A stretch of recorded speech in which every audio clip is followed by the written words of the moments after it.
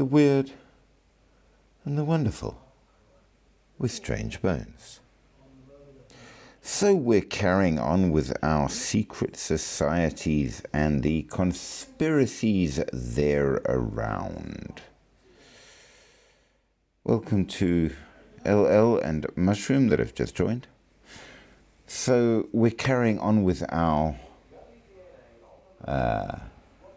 theme, as it were, and we will finish off the last few little bits about the Americas and make our way over into Russia and Germany for further conspiracies and all. I'm sorry I started a little late, but as seems to be practically every time I open the damn thing, I had to, of course, make sure to download the new update.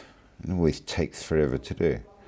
But that said, we are here, we are ready, we will go on for our usual 2 hours, and there is quite a lot to cover, it seems. It looks like it's going to be very interesting, so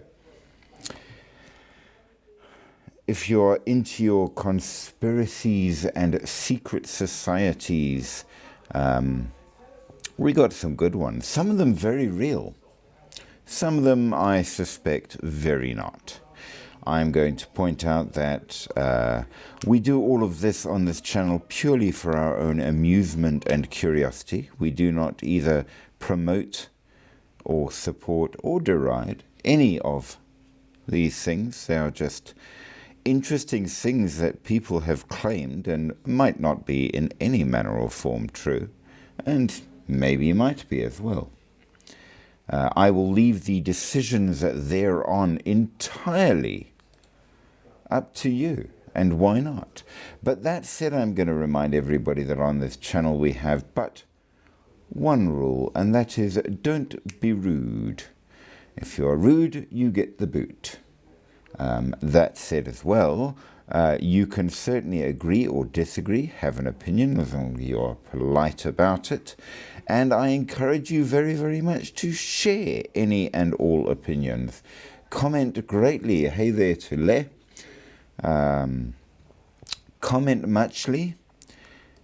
Send tons and tons of likes, because we absolutely need them to support the channel.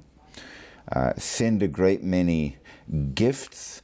Share, subscribe, do all of those good things that are required for the upkeep of the channel. And yeah, with all of that, let's begin. So we're finishing off what we were talking about, some of the weird secret societies that were had in North America and in Great Britain. And it seems that, at least so far from all of my research, that I'm going to call it and say that in terms of, if there's one thing that human beings seem to love, it's either having secret societies or having conspiracies about secret societies. And there is absolutely no lack of them. I mean, I've got to... York, hey. Zorema, hey. I'm going to have to say that in terms of, I never realized how many of them were in South Africa until I had a good look. That actually blew my mind just a little bit. So there is that. Thank you for the like there. I do appreciate that very greatly. I am going to decline on the barking like a dog. So with that said, let's carry on with just the last few little bits of some of the more interesting of the secret societies and things, because they bear re-saying as they bear onto the ones that we are going to be covering today. because it seems that some of these ones, they really got around. And one which they say, is it true? I don't know. But they say was founded in 1118 in Jerusalem and exists on just about every continent in the world, they say. It's up to you. But the Knights Templar, they are supposed to still exist even today. Now, we do know that they did originally exist. This is true. They were a group of warriors, knights, sort of monks, that was dedicated to protecting Christian pilgrims journeying to the Holy Lands during the Crusades. And it was a religious mission. Now, they say it evolved into one of medieval Europe's most powerful military and financial institutions. True, accumulating vast wealth through donations and banking operations. True, pioneered early banking systems and developed an extensive network of fortifications across Europe and the Middle East. True, came to a very dramatic downfall in 1312 when Pope Clement dissolved the order under pressure from France's King Philip IV, creating legends of hidden treasures and more. Also true, and incidentally started the whole idea about bad luck on Friday the 13th and all the rest of it. However, the conspiracy comes out that they're still around today. They still run the world today. They insert conspiracy here. So there's a lot. And certainly there are people who have wanted to be Knights Templar, probably not in the original way, but in funky and cool conspiracy modern ways. But yep, absolutely. We will go a lot more into them one of these days, because the whole history was actually amazing. And they weren't the only Knights Order, of course. You had a number of them, like the Hospitallers and more. The Freemasons, of course, which we'll touch on again in both Russia and Germany, which are our countries for today. Apparently founded formally in 1717 in London, England, but of course emerged from the organizations that were around for quite a long time, from guilds for workers into a fraternal organization focused on moral development through symbolic teaching and rituals, which is quite an interesting thing in that regard. The Rosicrucians, established in the early 17th century in Germany, we are going to touch on them because absolutely, as you can imagine, they are quite key to Germany. Very, very interesting in that regard. The Sons of Liberty, founded in 1765 in the 13 American colonies. Yes, originally there were 13. Sons of Liberty formed as a clandestine organization to resist British taxation and protect colonial rights during the years leading up to the American Revolution, operating through secret cells across the 13 colonies. The group coordinated resistance efforts against the unpopular British policies, most notably the Stamp Act of 1765. It included prominent figures like John Hancock and Samuel Adams. And yes, it is from John Hancock that we get the idea of your signature being your John Hancock. It was from him, the signature, and they used both legal protest and direct action to challenge British authority. Their most famous achievement was orchestrating the Boston Tea Party in 1773 and uniting the colonies in opposition to British rule. So there you go, a very definite one. One which actually does come up briefly in Germany is the Ancient Order of Druids, founded in 1781 in London, England. And the reason it comes up is because the original one was the fraternal organization of a rather romanticized notion of what the ancient Celtic Druids were, focusing on philanthropy, justice, and brotherly love. But there was a split-off from the Ancient Order of Druids, and of course that developed into their own versions in places like Germany. So now you have others. They apparently even have an Ancient Order of Druids in Australia. I'm not entirely sure how that would work. It's a very different kind of landscape and what have you, so not really sure how it works. I'm going to say that it's very much a new thing in that regard. Star has joined and thinks of me. As long as you keep it clean. The High Sand Society, which began in Malaysia in 1820. We haven't done Malaysia and such yet, so we're going to skip over those kind of things. We did do a whole lot on like the university secret societies, including the famous Skull and Bones. Now, in reality, it's just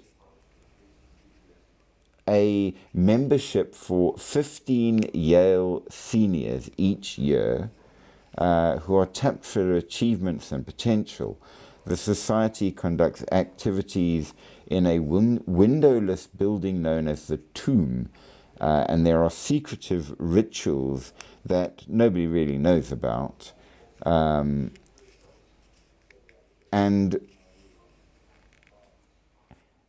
these people who become part of it are incredibly successful.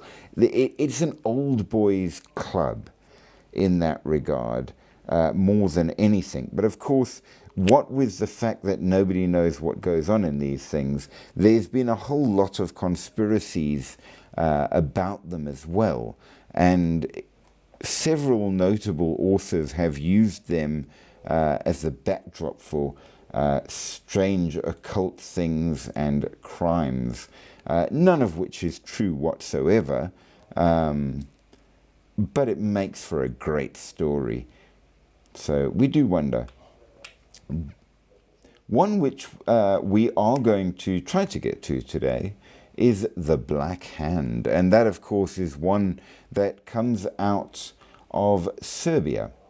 Founded in 1911, and absolutely not only a very, very real secret society, known officially as Unity or Death, a secret military society dedicated to unifying all South Slavic territories under Serbian rules through revolutionary action, led by Colonel Dragutin Dimitrijevic. The organization recruited members from the Serbian military and intelligence service with, believe it or not, tacit government support. The ultimate goal was to create a greater Serbia that would include Croatia, Bosnia-Herzegovina,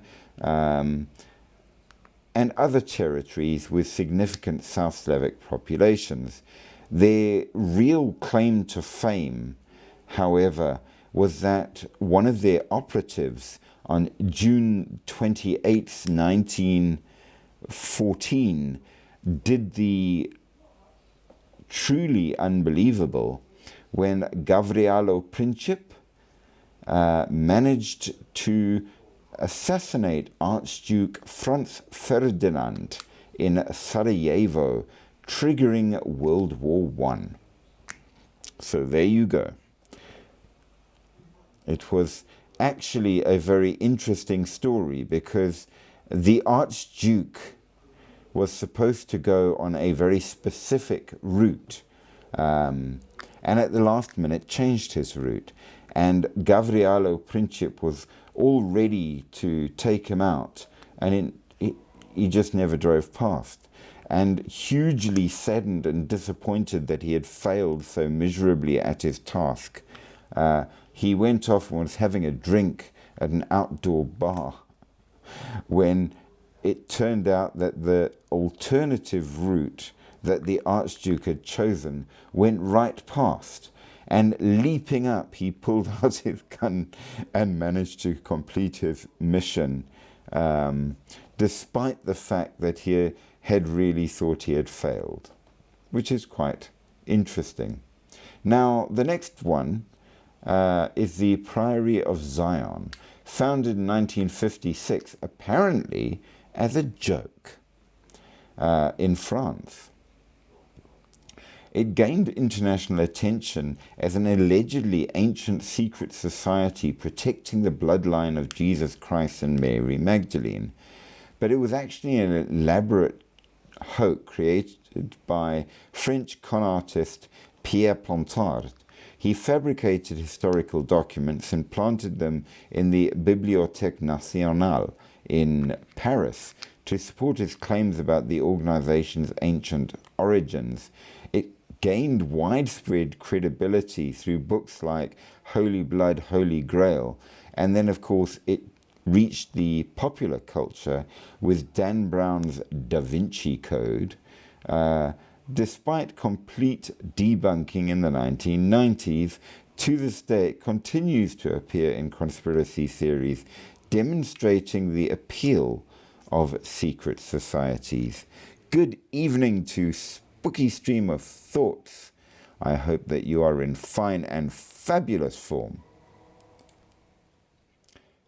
So yeah, much thanks for the likes there. It's a thing that doesn't exist, but if it did, it would be cool. I must say, they were entirely made up, to be fair. But Dan Brown's books were pretty damn good. They were very much enjoyed. But yeah, made up, I'm afraid. Based on any truth? Debatable. Based on a lot of popular conspiracies? Hell yeah. Now, here is one which is real and interesting. And of course, it connects up to one of the most popular current set of conspiracy theories, which we are going to get into. And that's the Bilderberg Group, founded in 1954, first meeting in Oosterbeek in the Netherlands. It's basically a modern version of a secret society with members, about 150 of the world's most influential political leaders, business executives, academic figures and more for annual private conferences, named after the Hotel de Bilderberg, where the meeting first took place. It was founded to foster dialogue between European and North American elites during the Cold War era. They discuss global issues under the Chatham House rule, meaning that they can use information from discussions but cannot reveal sources or attribute statements to specific individuals. The group's secrecy, combined with the extraordinary influence of the participants, has made it, of course, as you can imagine, the most perfect source of conspiracy theories about global governance and the manipulation of world events. And of course, right there, the idea of the New World Order, which we shall get into. We also have the Order of the Nine Angels from Shropshire, England, one of the most controversial and dangerous secret societies of the modern era, because it combines elements of Satanism, occultism, and neo-Nazi ideology into a violent philosophical system. I mean, right off bat, you've got to see that it's probably not there for your own good health. Founded by an individual known as Anton Long, who might not or might be David Mayat, it promotes sinister dialectic, which encourages members to commit crimes and work towards civilization's collapse. Unlike traditional Satanist organizations which are focused on philosophical rebellion, the ONA explicitly advocates terrorism and violence as part of its spiritual development. It operates through a decentralized network, making it difficult for law enforcement to track down, and several individuals associated with ONA have been convicted of terrorism-related offences, which really and truly shows that there's always that guy, isn't there? No matter where you go in the world, there will always be somebody who is just in it to watch the world burn. But as we get started, we are going to just close off a couple of things which I think are quite important.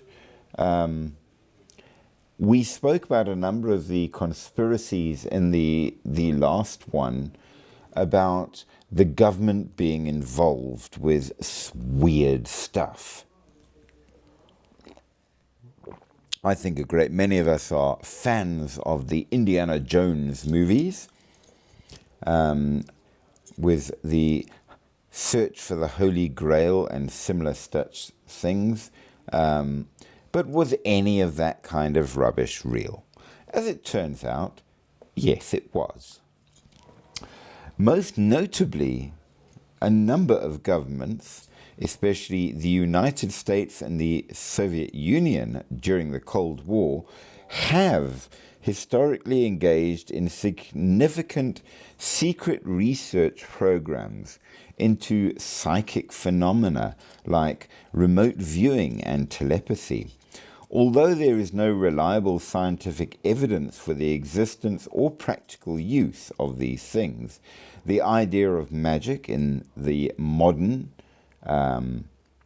ascientific sense of supernatural powers influencing reality was generally not the focus of the process, which framed their research in terms of parapsychology or psychoenergetics.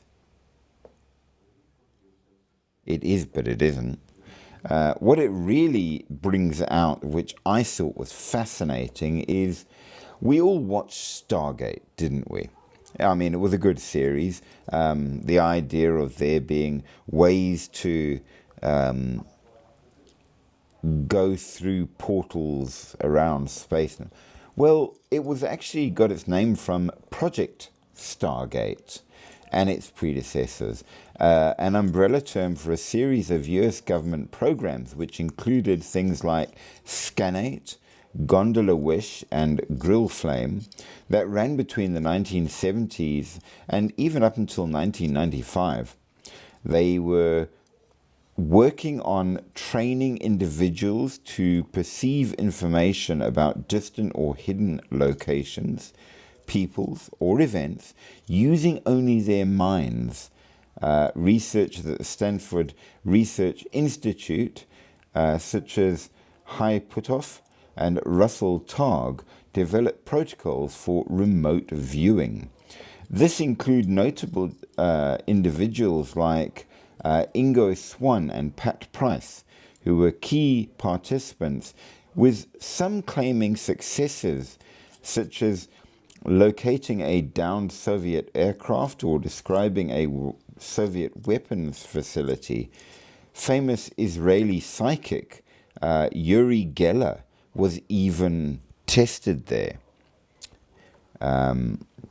The independent review by the American Institute for Research concluded that while some results were statistically significant, the phenomena were inconsistent and unreliable for practical use, leading to the program's termination and declassification in 1995. That's rather sad. It went alongside one which actually started in 1953, which was the idea of controlling people's minds, but not using psychic abilities, instead using things like LSD, mescaline, and other drugs in an attempt to develop a truth serum. In real life, there is no such thing as a truth serum. There are drugs that make people more pliable, but there are a great many difficulties with them, and they are not very good.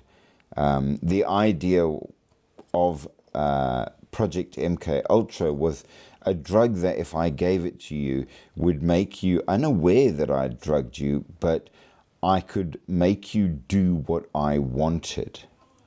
That was the point. It didn't work. We also had a number in the Soviet Union where they invested heavily in psychotronics research during the Cold War, studies on telepathy, psychokinesis, and other things, which actually scared the US. Notable psychics, including Nina Kulagina, was extensively studied for 20 years for her psychokinetic abilities. Was she really able to do them?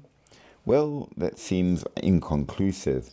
We know at the end of World War II, US intelligence teams discovered documents from a Nazi science organization called the Ahnenerbe. Ahnenerbe? Yeah. Which had a branch dedicated to occult science. The US interest in these areas was partly sparked by the recovery of these documents and the fear that the Soviets might use it. We know that throughout history, magic has been used in varying cultures and used in warfare to influence things as well, but most of these things were based on cultural beliefs rather than modern scientific experimentation. But with that said, a lot of governments have put a lot of money into trying to figure all of this out.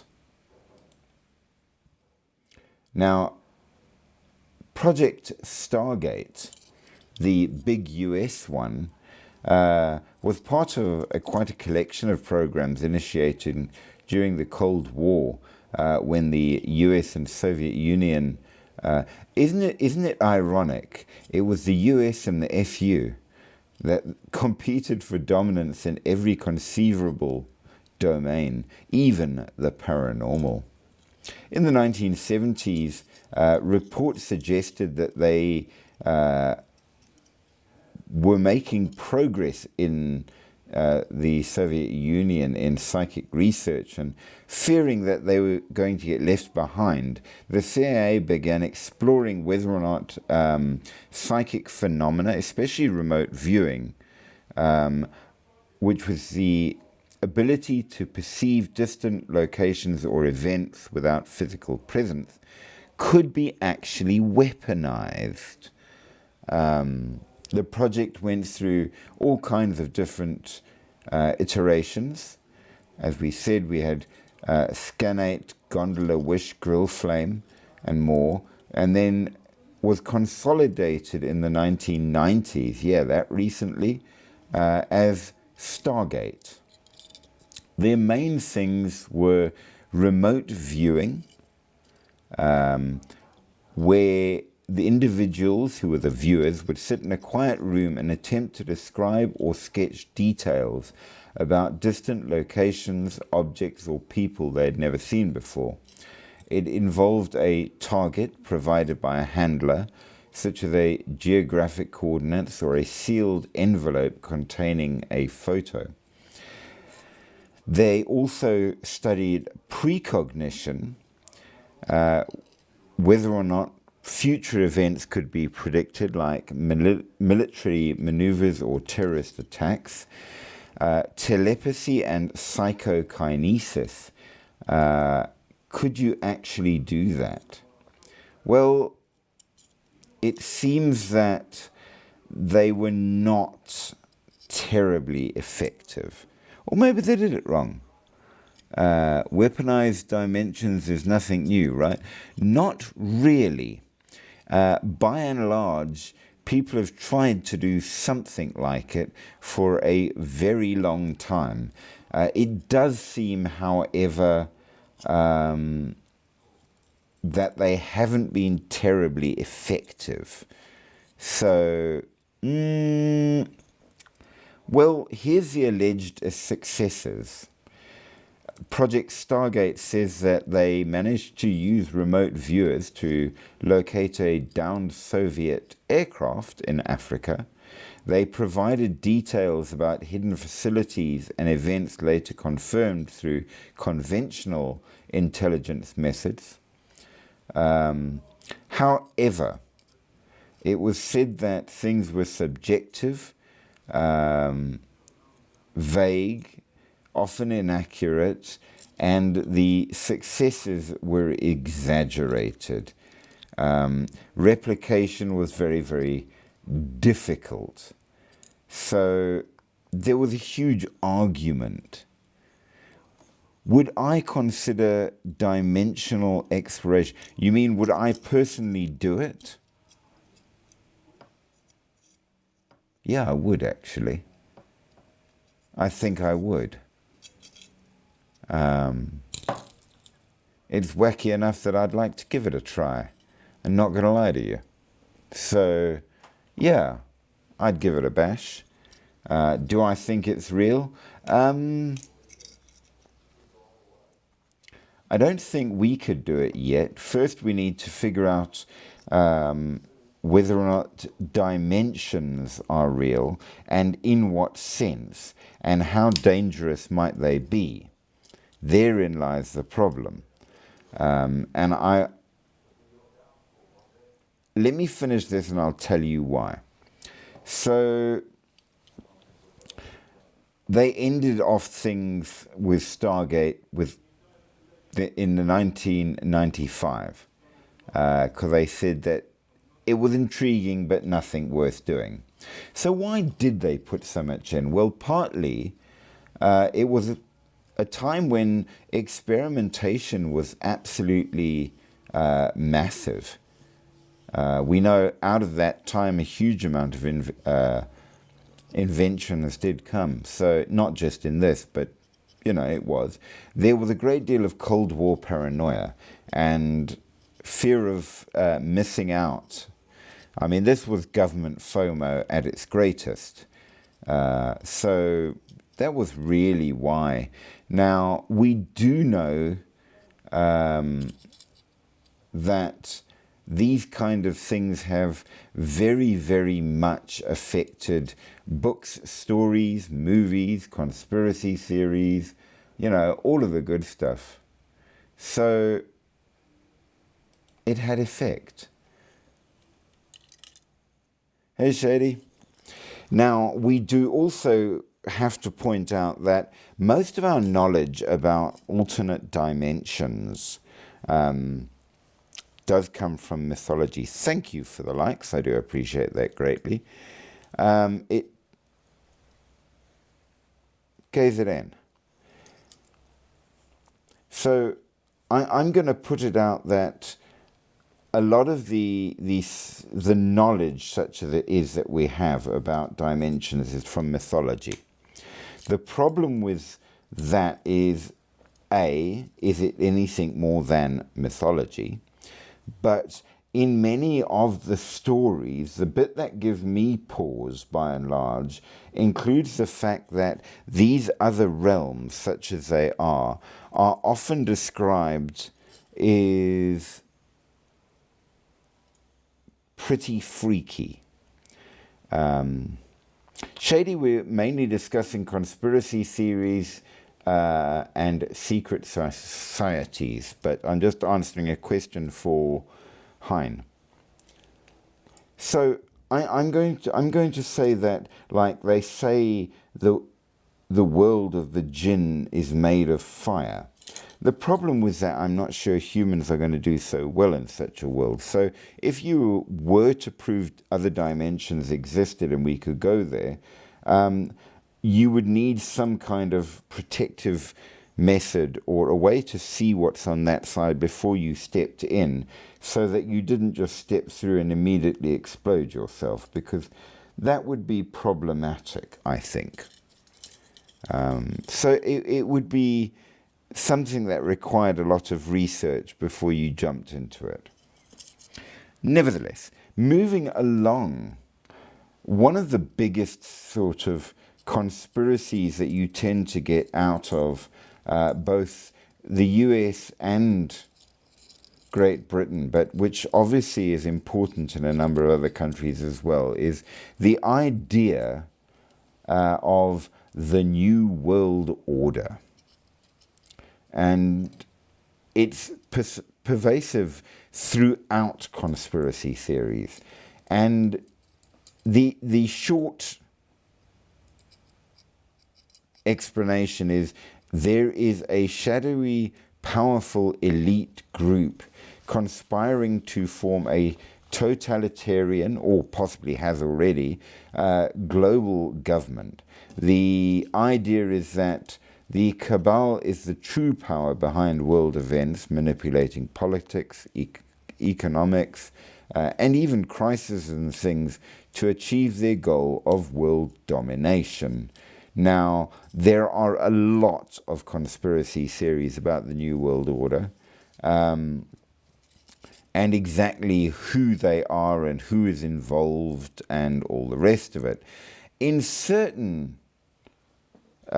cases, there's a certain amount of possible truth, at least in people who have attempted it.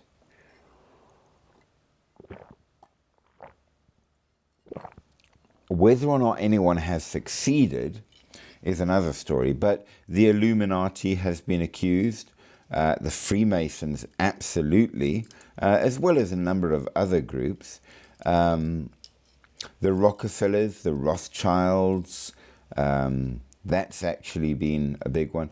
In history, the Jews have been accused of it greatly in a number of places and countries. So just saying, is there any truth to it? Dubious.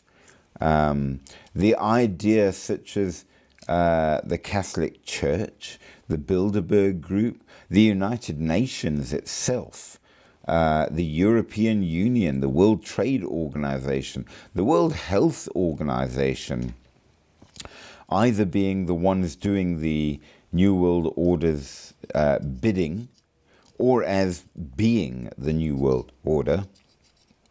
So there's a lot of places. High-profile individuals have also been accused, like the Bush family, Bill Gates, George Soros, members of the elite. There's even, and we will touch on it briefly, the whole thing with the Epstein case. Maybe he ran afoul of the New World Order, and so he got outed. Is that true? Hard to say. there's all kinds of religious connection as well, where people say that the false prophet or the Antichrist is coming that will do the New World Order. Hey Jay, how you doing? Hello. Are you I in just wanted fine to come form? say. Medium. Yeah, no. Okay. It's cold. Yes, it is. And we don't like the cold, so absolutely in I that just wa- regard. I just wanted to come say I almost fell. Hello because I don't want to be rude. I want to join and like say hello and all. Well, you're always welcome, as well you know. I'm watching movies and I'm drinking my what is that called? Salted caramel cappuccino. Okay. I like salted caramel and I like cappuccino. I'm not sure I would like them together. No, it's like I don't know if I read it right. Salted caramel cookie flavored cappuccino. Ew. A sweet, creamy, and hot drink with a hint of salt. Ew. There's no salt in here. I don't know. It sounds a bit much. I like my cappuccino to be coffee flavored, and I like my salted caramel to be salted caramel flavored. So, This but doesn't taste like a cappuccino. which kind of spoils the point of a cappuccino. But as long as it tastes nice, that's all that matters, I suppose. It does, but I put like a like 5 scoops of big sugars in. Yeah, that would kill me, unfortunately. Oh yeah, I forgot you're what? Diabetic. Yeah, So what I'm drinking right now, if I was diabetic, it would kill me. probably. I'm still standing. For that, I am glad. Okay, I'm gonna go watch my movies now. Bye bye. Bye bye, enjoy. Okay, bye bye. Oh wait, I have to collect that stuff. Give me. I wanna collect. My mic. I wanna collect the points so I can go to level. Oh, I'm at level 8. Okay. So, Okay, 100 and something to go. Oh yeah, bye bye. ciao ciao. What are the methods that this supposed New World Order uses to control the world? Well, they manufacture financial downturns, pandemics, etc., to justify increased state control. They are gradually eroding away individual nations to create a one world government. They want to watch everything using technology, implanted microchips, and this new thing where they want to put chips in people is part of their thing. And they manipulate media to brainwash the public. Well, in terms of the media, as somebody who was a journalist for 20 years, I can tell you they absolutely do manipulate the media. Whether it's a New World Order or somebody else is arguable, but it is absolutely manipulated, and I have seen it firsthand, so that's true. The why is another question. There's been accusations of this from Woodrow Wilson to George W. Bush, and all the rest of that in the Americas, so fully, yeah. Amongst others, was Epstein a part of the New World Order?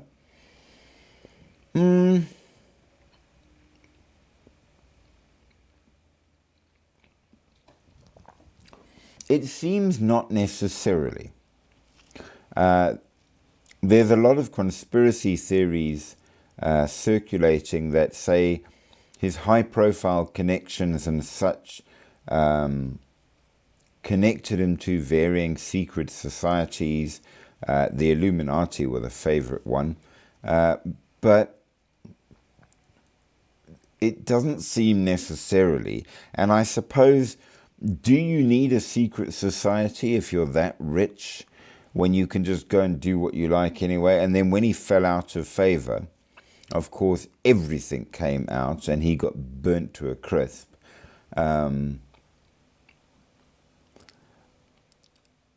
Like I say, I don't think it necessarily needs a new world order for him to be a crazed pedophile.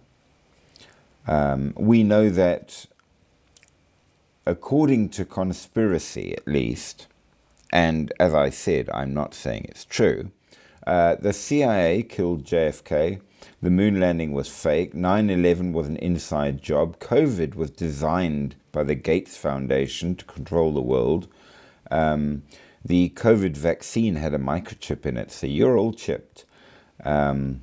Chemtrails are there testing things, the Illuminati is taking over, QAnon manages from behind the scenes, there are reptilian overlords, high-ranking Democrats are running a child sex traffic ring out of a certain DC pizzeria. And there are Satan-worshipping globalists and Hollywood celebrities who traffic children in order to harvest certain chemicals that keeps them young. Is there any truth in any of that? Well, sometimes I think that it really does get a bit much. Do I think that the government is guilty of a lot of stuff?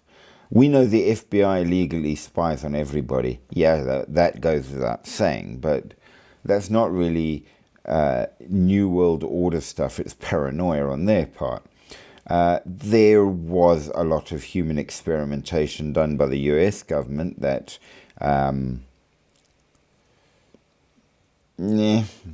probably shouldn't have been done.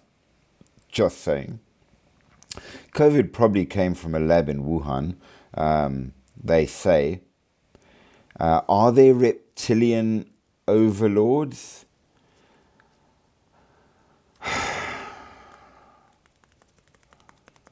Well, I've seen some pretty convincing photographs, to be fair. But then again, I've seen certain government figures, and I can't help but think, if you could make yourself look like anything and you were an alien shapeshifter, what would make you choose that? So, there's a lot of stuff. How did Epstein even get rich in the first place? Was his wealth connected to his crimes? Was he alone? Was there a client list? Who was on it? Well, did he suicide? Was he actually taken out? Was he running a Jewish cabal? It often comes back to the Jews. I must say, it's hard on Jews. A lot of people are mean to them. Just saying. Blame them for everything. At the end of the day, the idea of the New World Order is something you will never, ever get away from. It's just one of those things that is the bottom line of the idea of the Illuminati pyramid being on the American money and things like that. The secretive, powerful elite. I don't think they're secretive. I think that there is a powerful elite that are orchestrating politics and running finances, but they're not hiding it. They're just damned rich and do what they like. Is it connected to the Antichrist? I doubt that. I'm not really a big theorist in that order. I think that by and large you don't need to follow a cult to do half the things they do. You just need to be really rich and think you can get away with anything. So in terms of that, I'm dubious about most of the New World Order things. I think that human beings in power do let it run to their heads, which is a different thing entirely. The assumption that they can do what they like. Now, that said, do I think the governments like to control people? Of course they do. They want you to keep them in power. They like the power. The idea of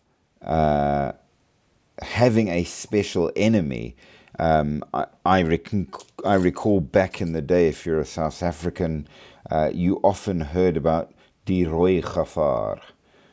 Absolutely. And it was based in truth, to be honest. Was it as bad as all that?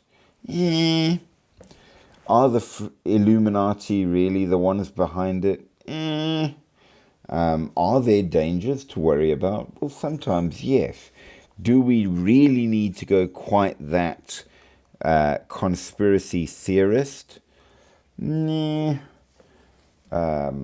Must we fear godless communism?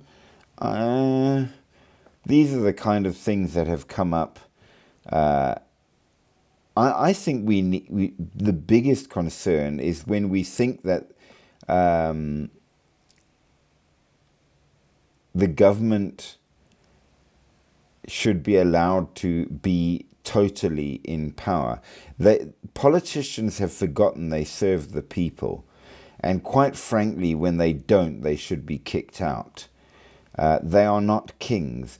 The modern world of politics is essentially just kingdoms. We don't call it that. We have other names. But politicians think that they are special because of what they do instead of thinking that they are leaders. Therein lies the problem. Are they a new world order? Nah. I think that's a bit unnecessary in a great many ways. What does it all mean? Well, the conspiracy theorists will tell you that we are approaching the end time. They will tell you that the Freemasons are satanically taking over the world. I find that very difficult. The Illuminati want to take over the world. Good luck with that. There is a very interesting set of stories, and I've actually seen some of the original texts that was shown to me by a German fellow. The Protocols of the Elders of Zion, which is said to be a Jewish conspiracy to achieve world dominion. Other people say that it's actually fake, published in Russia in 1903, that was used to create reasons to take out the Jews. Apparently, it was a cabal of Jewish masterminds that co-opted Freemasonry and is plotting to rule the world on behalf of all Jews because they are the chosen people of God. There's a whole collection of these things, and I've actually seen original documents of this, which are fascinating to read. It's all written in the Old Hochdeutsch, which made it very difficult for me to read, but my German friend translated the bits I struggled with. And essentially, it's all about how to take over a country quietly and from within. Whether or not you believe in it is another story, if you will. We do know that there was an idea, which if you're South African is pretty cool, where Cecil John Rhodes was part of a group known as the Round Table, which the idea was to restart the British Empire, re-annex the USA, and reform everything into imperial federation to bring about world peace under a hyper power. And he wished to fund the secret society of the elect to achieve this goal. Now, we do know that Rhodes in his day was damned rich, being a powerful politician, but also an impressive mining magnate and powerful businessman. And of course, back in the day when he was running around, gold was the key, and the South African economy was one of the best in the world, if not the best in the world, because of that. It was backed by gold, and we had the gold.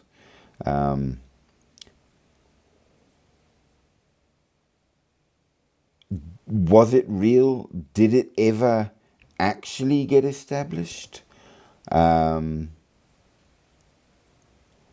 Well, out of his intention to create the society came the Rhodes Scholarship, which did a huge amount of good. I think he was trying to get intelligent people together that could be then co-opted into joining this round table. I don't think it took off, in all honesty. Certainly they never took over the USA, so that fell apart.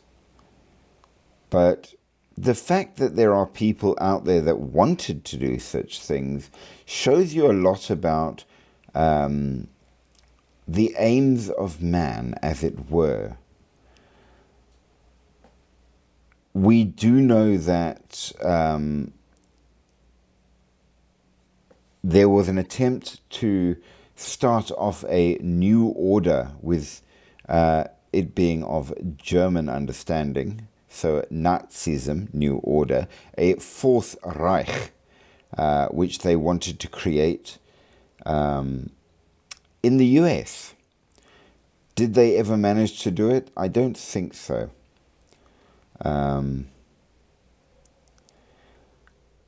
There's a lot of stories in what could have been, but I doubt a lot of them in that regard. Nevertheless, what sort of things do we get out of Russia? Because Russia is our place to be tonight. And Russia's conspiracy theories are in many ways quite similar. They follow a similar view. Now, their biggest things actually came from the government and were used by state-affiliated media to foster national unity and support.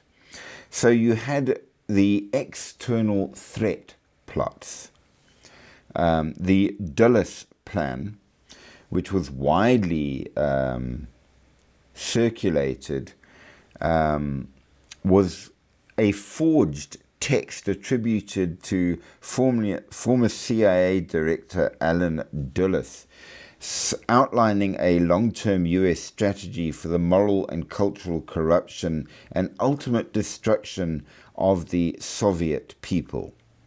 And this, of course, was spoken of a very great deal to fuel the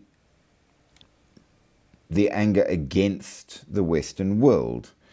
A lot of events that occurred were blamed on the West. So the collapse of the Soviet Union, the color revolutions, were all plots hatched by Western intelligence services to undermine Russian influence. there were biological warfare laboratories that the US operated near Russia's borders, especially the Ukraine, to develop pathogens targeting the Russian population. And it's absolutely been a recurring theme in Russian state propaganda that goes right the way back through to the Cold War. There are powerful, shadowy global elites like the Bilderberg Group or George Soros that are attempting to establish a totalitarian world government and control national leaders. Of course, it's only the bad ones that do that. If it were the Soviets that were doing it, it would be good and therefore not unacceptable. How politics works, essentially. They said that the 1999 apartment bombings that happened, and they did really happen, they were all supposedly, and maybe even actually done, though it's officially denied, by the Russian Federal Security Service, the famous FSB. And in 1999, the apartment bombings in Moscow and other cities triggered the Second Chechen War and boost Vladimir Putin's popularity and power. So a lot of people say that it was actually done by him to boost him. There's a lot of recurring rumors and jokes that the real Vladimir Putin is long dead, and the current leader is one of several body doubles that are being used by the government just to keep their place as the government.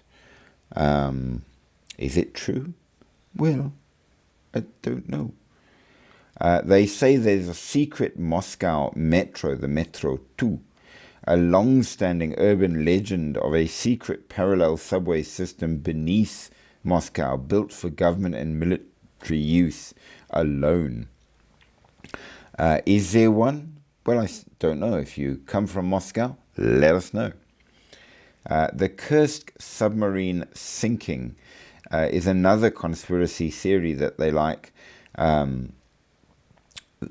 The official explanation was that the submarine sank due to an internal accident, but it was challenged, saying that it was struck by a NATO submarine operating illegally in Russian waters. And this is, of course, a theory that was put out tacitly supported by the government. Is it true? Well, I don't know. There's a whole lot of conspiracy theories about the Chernobyl disaster, that it was the secretive work of the CIA. As we know, the CIA is a kind of secret society right there.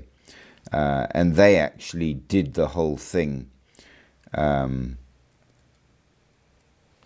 because the CIA put a virus in the computers that were used to run the power plant, and it triggered a meltdown and disabled the adjacent Duga-1 early warning radar system.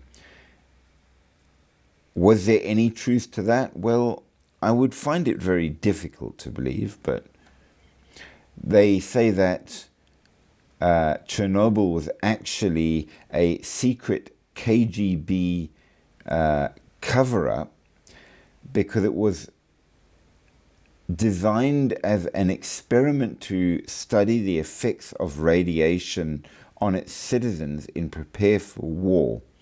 And it was actually done deliberately. The other thing is that it was a way to cover up the fact that they had put so much money into the Duga radar system and it was a complete failure that they wanted it gone so nobody could prove it. The Duga radar system, which was known as the Russian woodpecker because of the repetitive tapping noise it made on radio frequencies, says that the reactor was destroyed because the actual radar never worked and all of that money was stolen. There is a lesser but nevertheless popular theory that actually it's not the secret societies at all. But it was aliens. A fiery ball of light was seen over the reactor just before or during the explosion. So either the aliens caused the disaster or they helped contain the disaster. You can go either way. There is a theory that it was caused by a thing known as the Black Bird of Chernobyl, a human-like creature with wings and red eyes that was said to be seen there.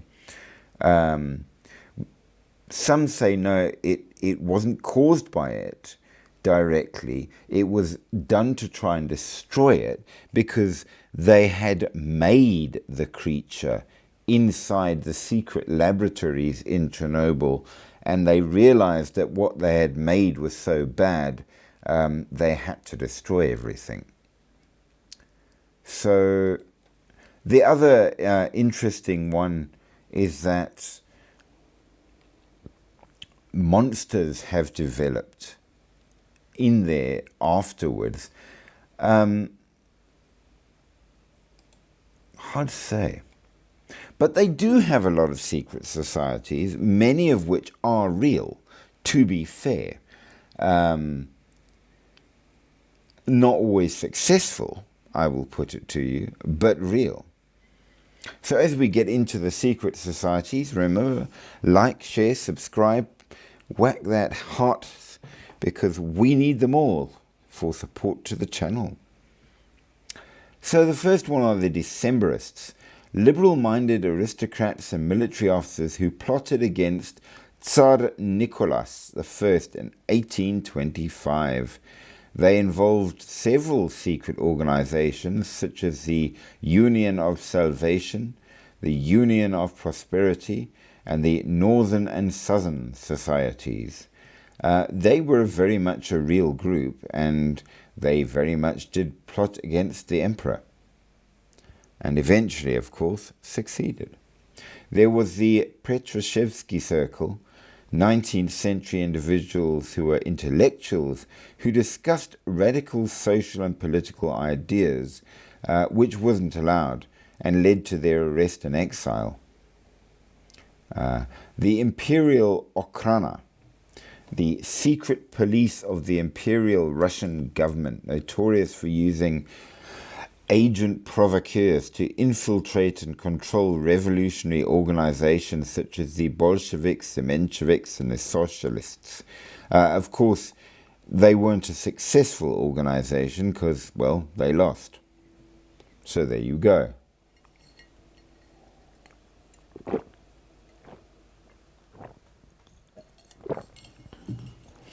You also had the Kielists, the Skopsky, the Freemasons, the Martins, the Ordo Templar Orientist, the Macedonian Adrianople Circle, and more. And we shall get into some of those, because why not?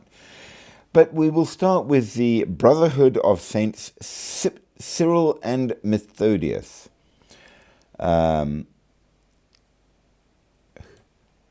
Who in the good grief were these? Well, they were a political society, secret, from Kiev, which is now in the Ukraine, of course, which at the time was the part of the Russian Empire.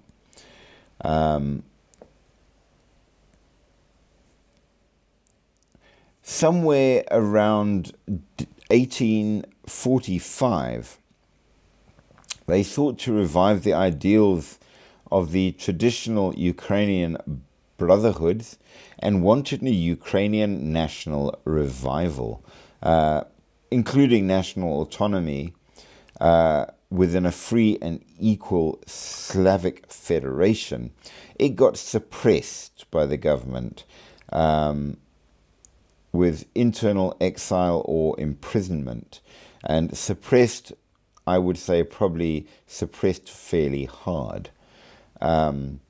But their ideals were not terrible. They wanted to have good Christian principles, Slavophilic views, liberal intelligentsia.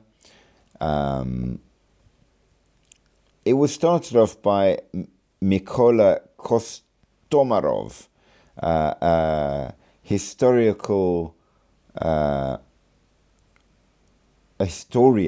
of Russia and the Ukraine. It was named after Saint Cyril and Methodius, and that was because these were regarded as heroes of the Slavic nations, celebrated for the Cyrillic alphabet from Saint Cyril. Surprise, surprise. But they got stamped out with big boots. So, well, maybe they'll come back. The Decembrists, of course, were the ones that started the Decembrist revolt, which was the uprising of the Decembrists, Vostanie Dekabristov. It was a failed coup d'etat led by liberal military and political dissidents against the Russian Empire in St. Petersburg in 1825, following the death of Emperor Alexander I. Alexander's brother and the Grand Duke of Konstantin Pavlovich privately renounced his claim to the throne 2 years prior to Alexander's sudden death. And the next in line was the younger brother Nicholas, who did become Emperor Nicholas I. Now, it came as something of a surprise to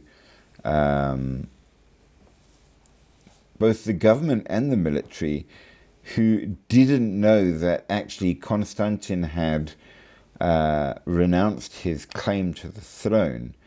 So they wanted to then have a swearing of loyalty to Nicholas, but in the transition, a number of liberal revolutionaries thought this was the perfect time to throw everything out. And so they had an uprising where they all went and confronted the troops. A standoff ensued. Nicholas's envoy, Mikhail Milodorovich, was assassinated. And so the army opened up on them with heavy artillery. That was the end of that, pretty much. So, secret society until it wasn't, and then it really wasn't. Now, Freemasonry in Russia. We know that the Freemasons are all over the world. They are a charitable society built to improve moral, humanistic, and educational goals. It was brought to Russia by foreign officers in service to the Russian military. It dates its foundation back to the activities of Franz Lefort and Jacob Bruce and Patrick Gordon in Moscow.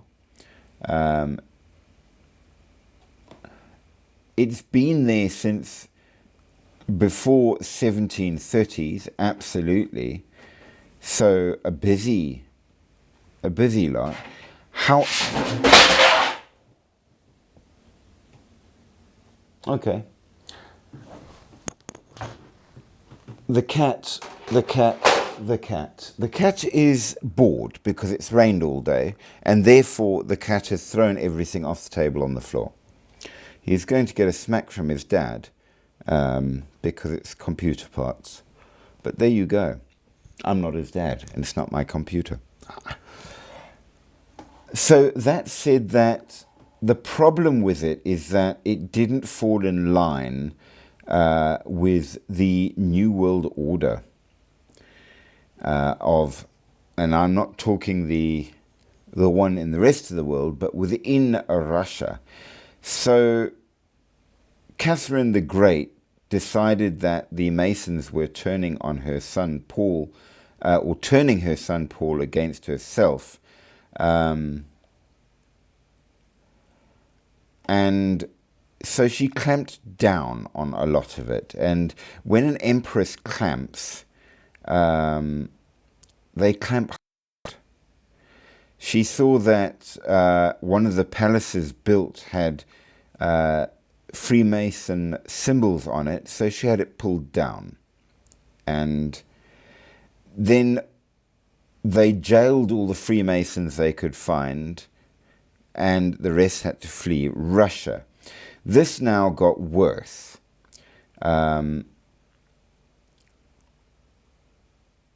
The French Revolution had just happened, so when Paul came to the Russian throne, they were like, hey, anything that supports the common person is not going to be good.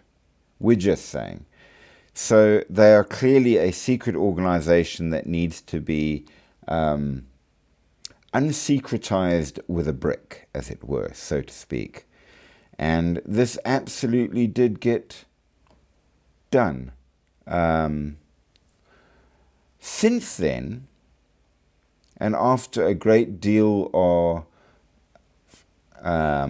changes, we know that in around 1905, it was sort of legalized again. In 1922, the Bolsheviks had all the lodges closed. In 1992 and 93, they allowed them to open the lodges again, which I suppose is great, and they are now back. At least as of 2019, there were 11 lodges, which is supposed to be pretty good. Connected with the French lodges as well. I wonder how they'll survive now. We can only wait and see. But secret society squashed, mostly. We know that secret organizations such as the Narodnaya Volya, the People's Will, absolutely was operating in the Russian Empire and conducted assassinations of government officials in order to overthrow the autocratic Tsarist system. The organization claimed to be a populist movement. They were absolutely political, and their aims was get rid of kings, basically. And they did. They absolutely did. There was a huge amount of poverty, of course, especially in the rural states in the Russian Empire. And that gave them a lot of people that were happy to join in. There's no doubt about it. But,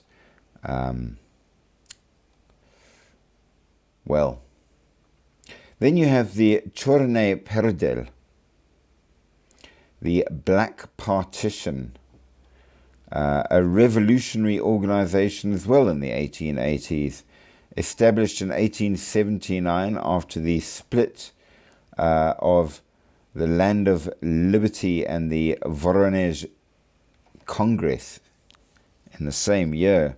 And it comes from the Russian countryside, where the rumors circulated among the peasants about the approaching repartition. So the word black in this context means universal. So the universal partition, really, I suppose.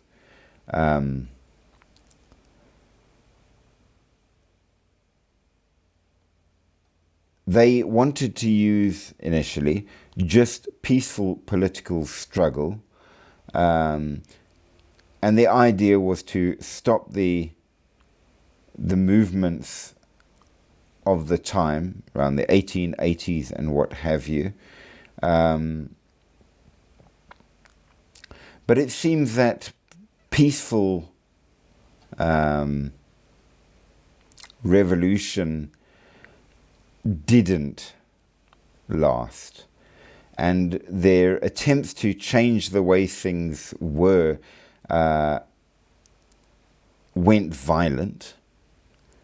They also became Marxist and created the first Russian Marxist organization that existed.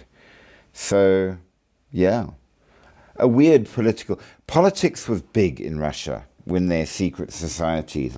And I think it's fair to say that most of them were interested in overthrowing somebody. There are very few secret societies that weren't politically motivated. And it implies that that was the big problem, really. However, they did have the Ordo Templari Orientis, the OTO, the Order of the Oriental Templars, an occult secret society of hermetic magical origins, founded in the 20th century, but tracing its origins back to the German occultists Karl Kellner, Theodor Rauss, Heinrich Klein, Franz Hartmann, and so on.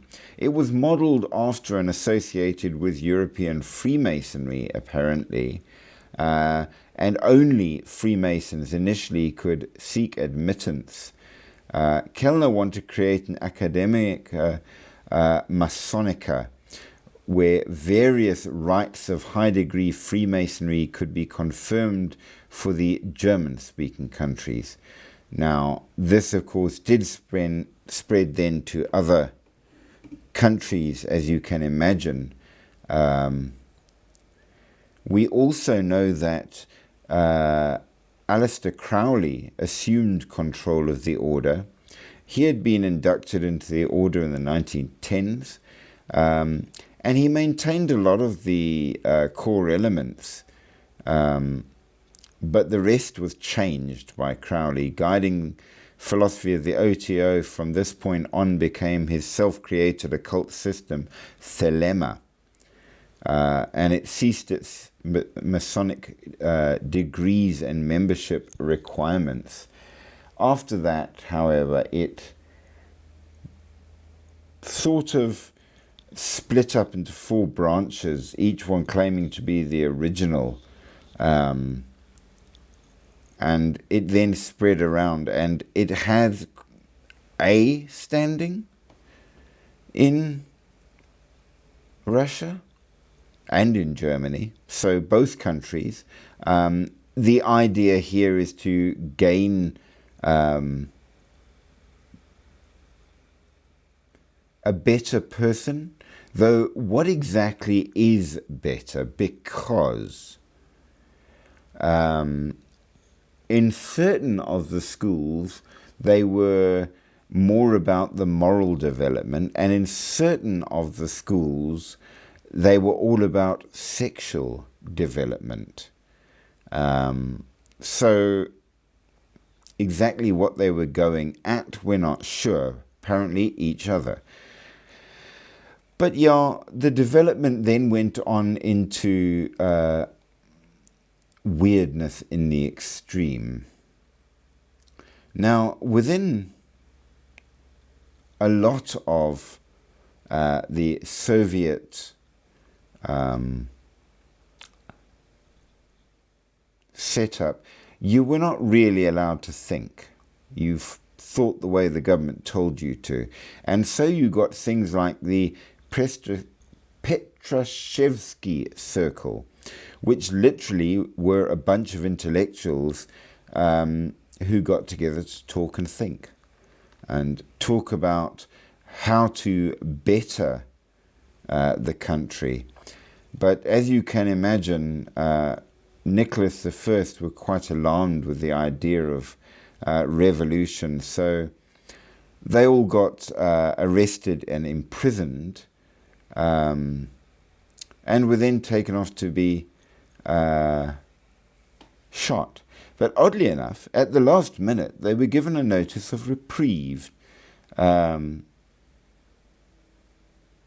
part of a pre-planned intentional deception, the Tsar prepared a letter to General commuting the death sentence to incarceration.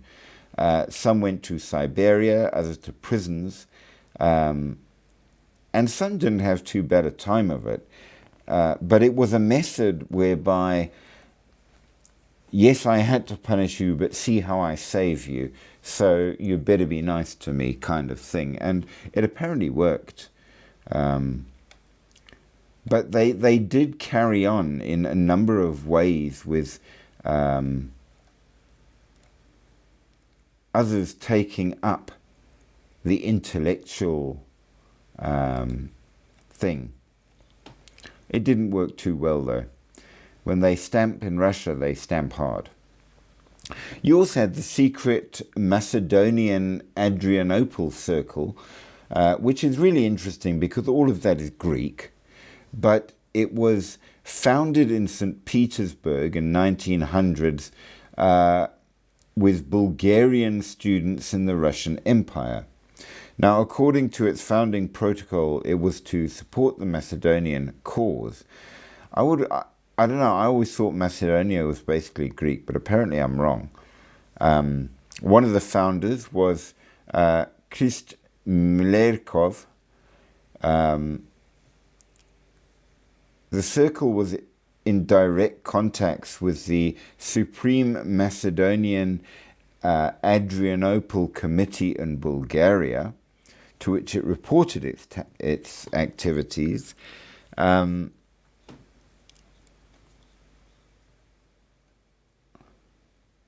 Their aim was to save Bulgaria, to get them out from under the rulership of Turkey.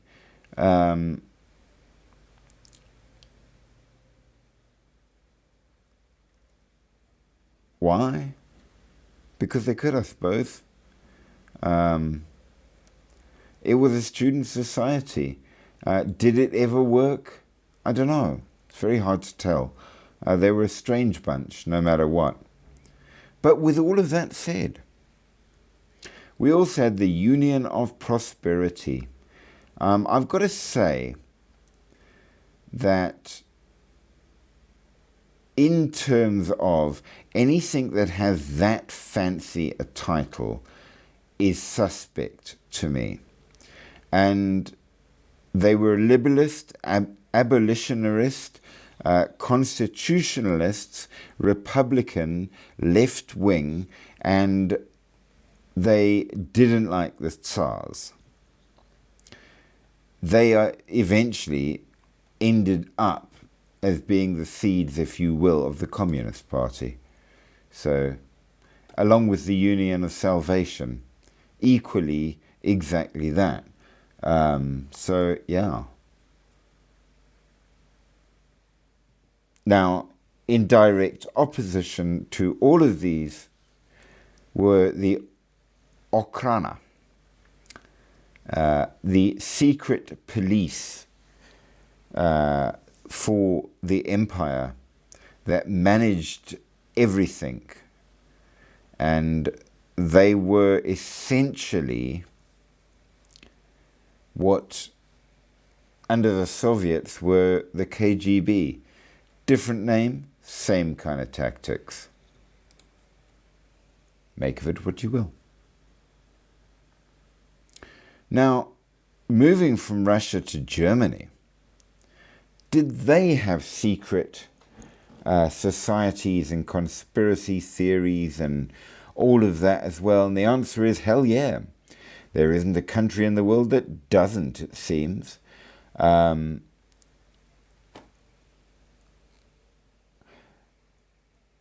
Apparently pretty modern as well. The Reichsbürger movement is a conspiracy movement, so made up of conspiracy theories, who reject the legitimacy of the modern Federal Republic of Germany. It's not a sovereign state, but a company or an occupied territory. And they want to re-establish the borders of the German Reich of 1918.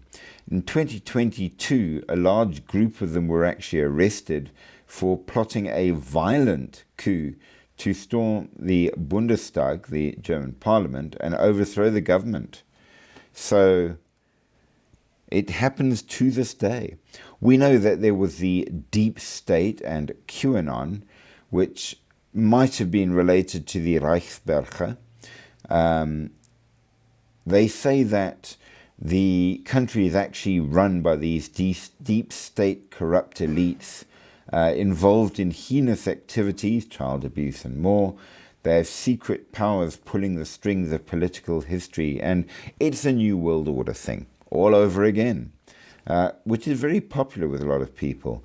Now, in contrast to the liberals, you've got the grace replacement theory, the far-right racist conspiracy that posits that the ethnic German white population is internationally being replaced by non-European immigrants as part of a grand plan orchestrated by global elites or the government members of the far-right party. I can see where they're coming from in this specific regard.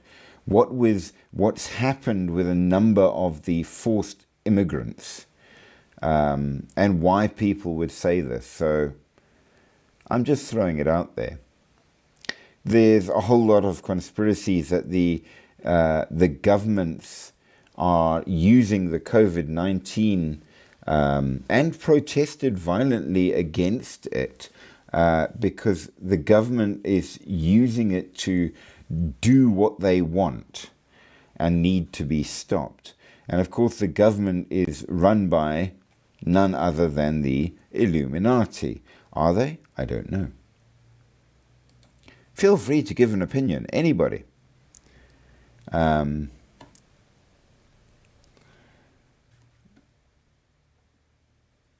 We do know that a number of these weirder hidden groups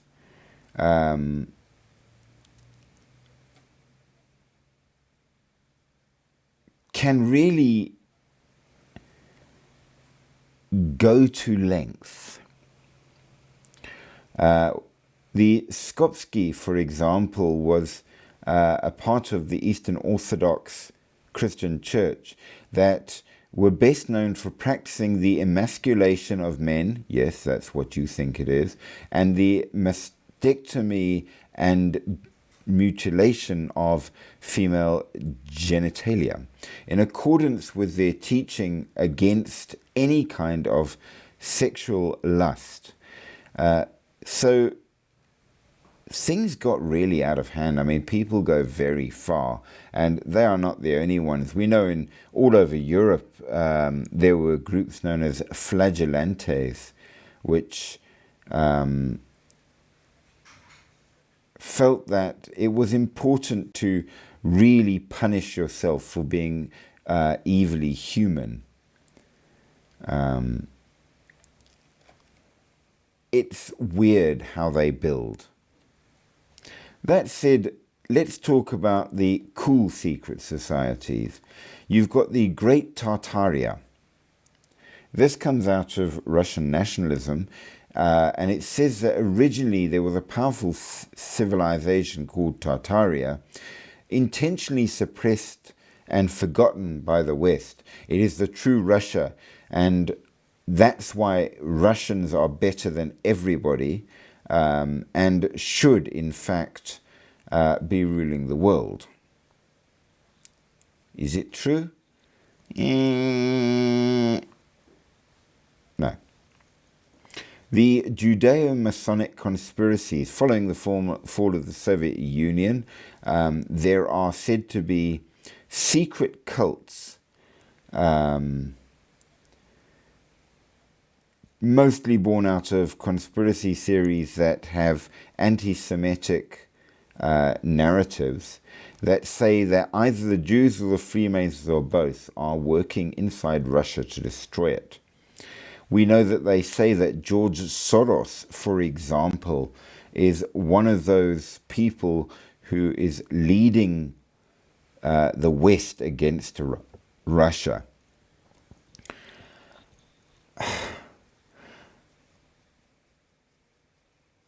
Is any of this true? Up to you. But people believe it. Now, speaking of the Illuminati, I want to briefly talk about the Bavarian Illuminati, which sought to promote Enlightenment ideals, and the Thule Society that came out of a lot of these things within Germany and even Russia, and has spread to all over the world, in case you're wondering.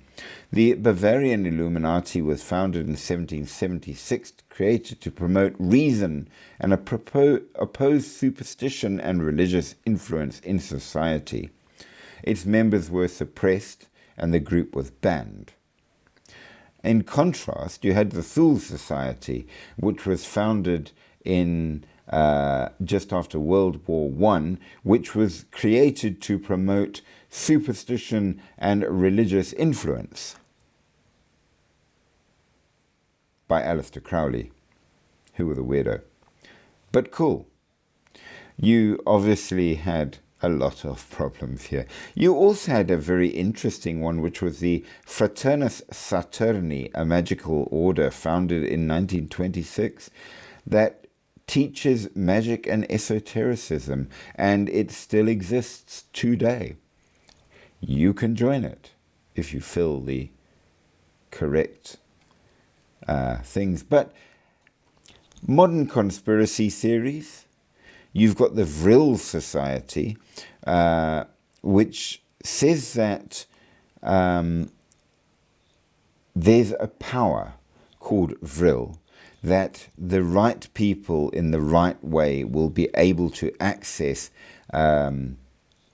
gaining all kinds of powers, including the ability to fly, sometimes using special advanced flying machines through this power, live forever and do all kinds of things. The Vril Society is a fascinating society. It's sort of an esoteric, semi-psychological society, but it's very weird.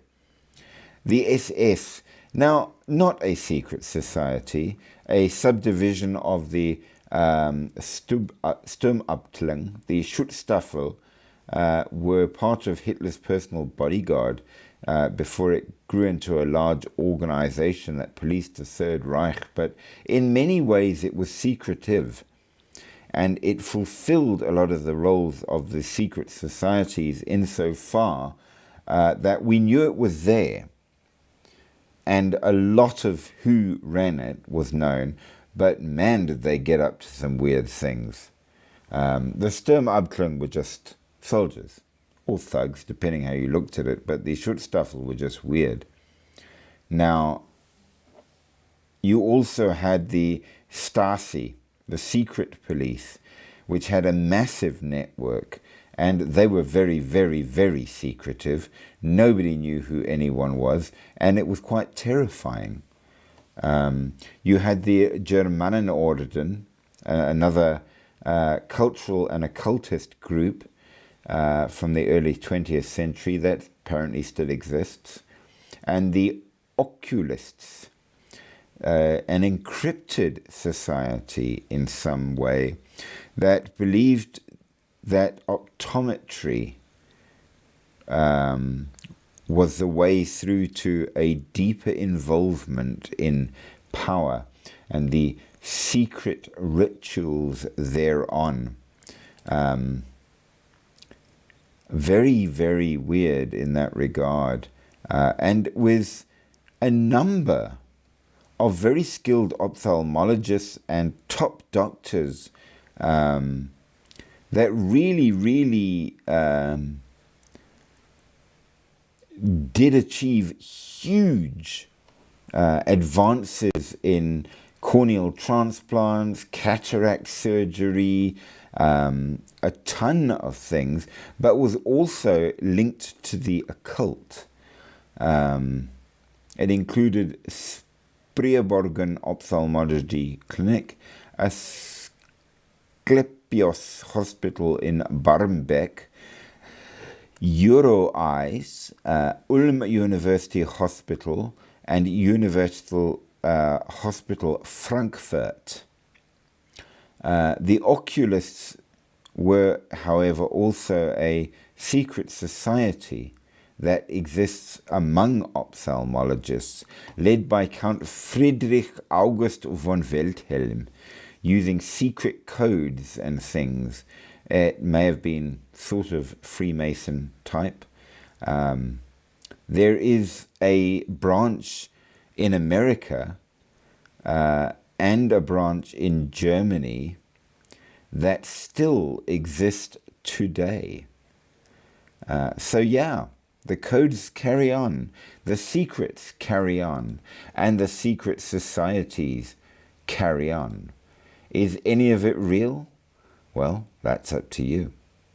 But they certainly are out there, and people like it, and we are going to look for more secret societies and conspiracies in the next live when we get to it, and we will start doing all of that joy tomorrow. But for tonight, we've done Russia and we've done Germany, and it has been good, and I very much do hope you enjoyed it, that you've had a good time. But until the next, when I shall see you again, this was me, Strange Bones. And yeah, support the channel, come back, join in, send all the likes and all the good things. But until the next one, thank you so much for having been here. Thanks to Spooky for being on the channel. And until then, sleep deep, sleep sweet, but sleep with one eye open, because there are secret societies out there and you never know, they might be watching you.